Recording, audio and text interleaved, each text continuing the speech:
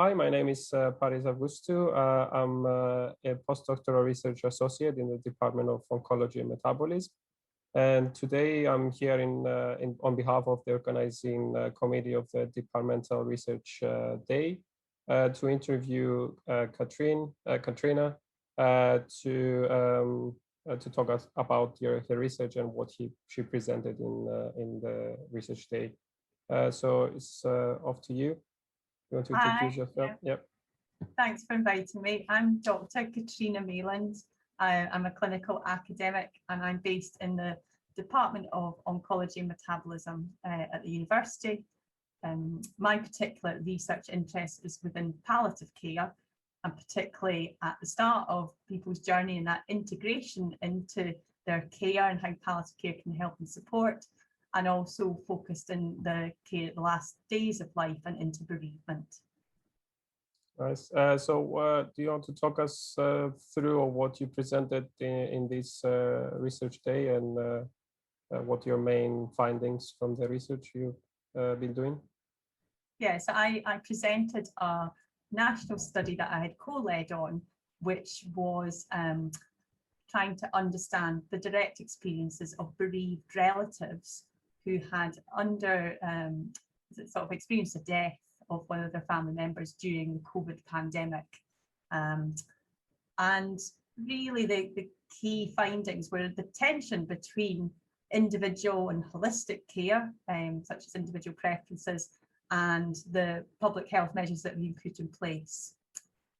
And what I was recommending that as health and social care professionals, we need to help promote connectedness and encouraging regular proactive updates of communication to the relatives.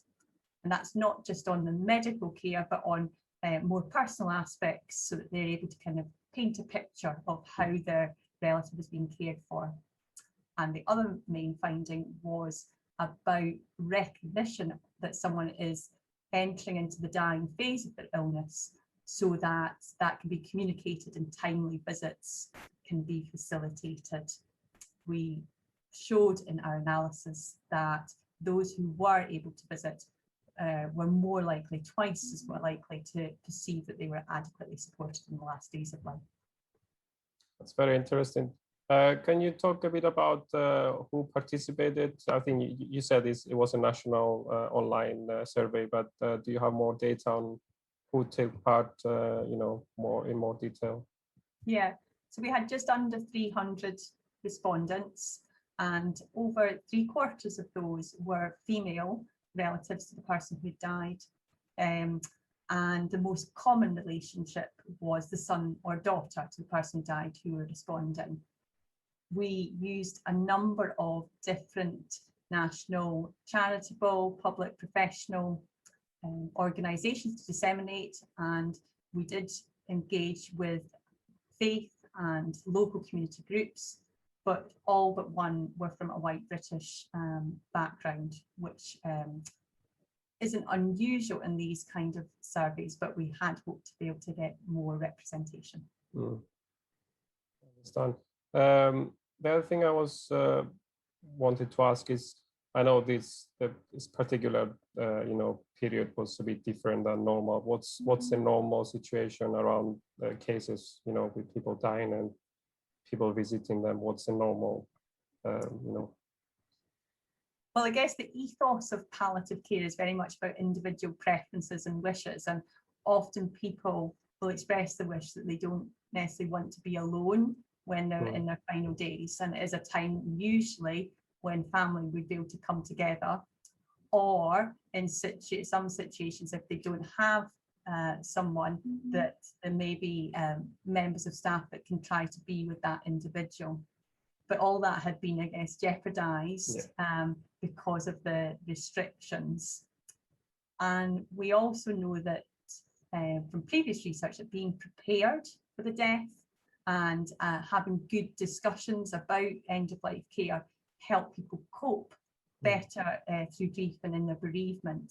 And when these weren't occurring as they normally would, there's a real risk in terms of the future impact that's going to have on the bereaved that have lost a family member during this time. Yeah, and I think it's probably equally as difficult for the person that actually dying as well, not having somebody next to them and understanding what's going on, because some people won't really understand that, it's the time. Yes, I think it was particularly hard, and I would say, again, often choice about where people want to die, so whether that's at home or somewhere else, that was jeopardized because there's a whole number of factors influencing decisions, in part because of the visiting restrictions. So people were sometimes choosing to stay at home because they didn't want to be separated from their family. And I think in care homes, there was a large shift in terms of the numbers of people who died in care homes. And that certainly was very challenging for family members who weren't able to visit. Yeah, are things going back to normal now in case of visiting and stuff like that, or? So that it's still not normal. Often, for example, I work in Weston Park Hospital, and there's still restrictions in terms of the number and the amount of time that people can spend with somebody who's in hospital at the moment. So it's not as it was, but it's still not back to what normal would be usually like. Yeah. So what, in terms of the specific research that you undergone over the last year or so, what's the next steps? Is this something that we need to, I think you said that the messages are clear, we need to improve, but is it something that you believe that we should take out of this, and what's next to be done? Yeah, I think a real focus needs to be on actually the public health approach to how we deal with almost the fallout of the pandemic, and that in strategy and in planning, we need to include the support and care of those who are bereaved in that sort of recovery phase. And I guess I am involved with further work that's looking more at the bereavement services and the learning from that and what's changed, and there may be opportunities to kind of reflect on what has actually gone well and what can we take forward. From my specific research, I would be calling bereavement services to particularly note if people were able to visit in the last days of life and have that final opportunity to say goodbye, because if they weren't, they may be at increased risk of more complicated grief or prolonged grief in recovery. Yeah.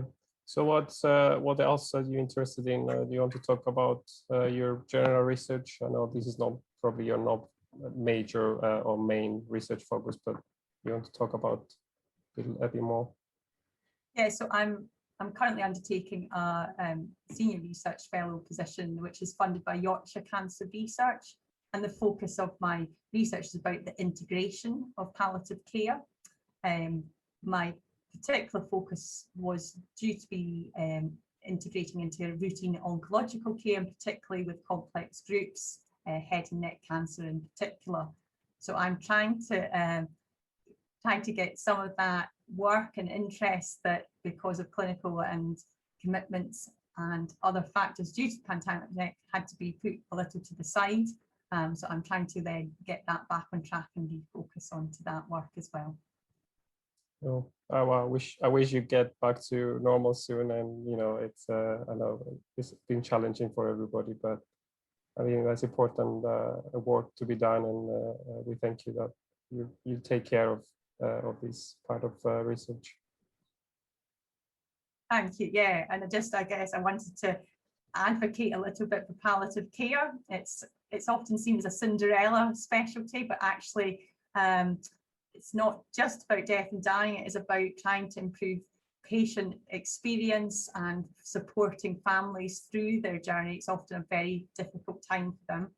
And I'm also very keen to encourage, support other people who may be interested in palliative care, keen to supervise PhDs. So if anyone is out there and listening to this and would be interested in undertaking research work in the specialty, very keen to hear from individuals and to discuss ideas. Yeah, I'm sure a lot of people will be interested. So yeah, hopefully get something out, people to collaborate. Thank you for your time. Thanks very much. Thank you. Okay, bye-bye.